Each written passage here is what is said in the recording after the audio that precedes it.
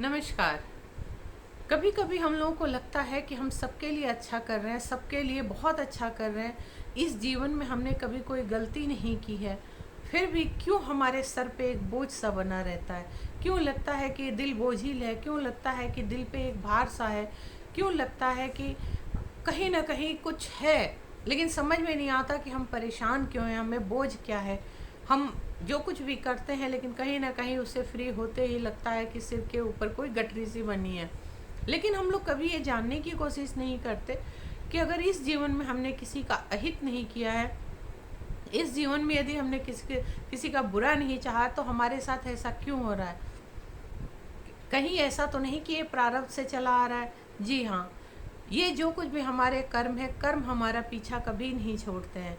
और इसके लिए हम लोग भीष्म पितामह को देख सकते हैं कि भीष्म पितामह ने 99 जीवन बहुत अच्छा किया, और 100वें जन्म में उनके 100वें जन्म की याद भगवान कृष्ण ने दिलाई। जब भीष्म पितामह महाभारत के युद्ध के समय तीर की सैया पे लेटे हुए थे और जब कृष्ण मिलने गए, तो भीष्म पितामह ने वहाँ पूछा कि हे केशव, मैंने तो कोई अपराध नहीं किया, मुझे याद है, तो फिर ये किस बात की हमको सजा मिली है, क्यों मैं इन तीरों के सैया पे लेटा हुआ हूँ। तब भगवान कृष्ण ने कहा, कितने जन्म आपने देखा।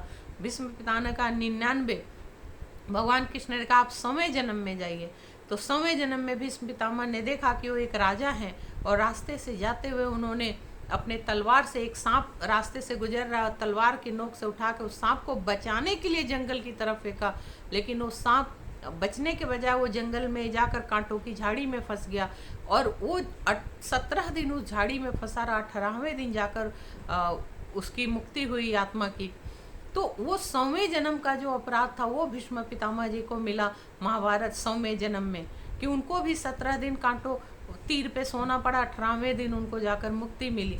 तो हम लोग तो मामूली इंसान हैं, लेकिन ये हमारा जो भी प्रारब्ध का पाप है, जो भी अगर किसी के साथ हमने धोखा दिया, कुछ भी किया, नुकसान किया, तो उसका इस जीवन में हमें कहीं ना कहीं उसका वो कर्म जरूर पीछा करता है, क्योंकि कर्म कभी हमें नहीं छोड़ता। हम जैसा बोते हैं वैसा ही काटते हैं।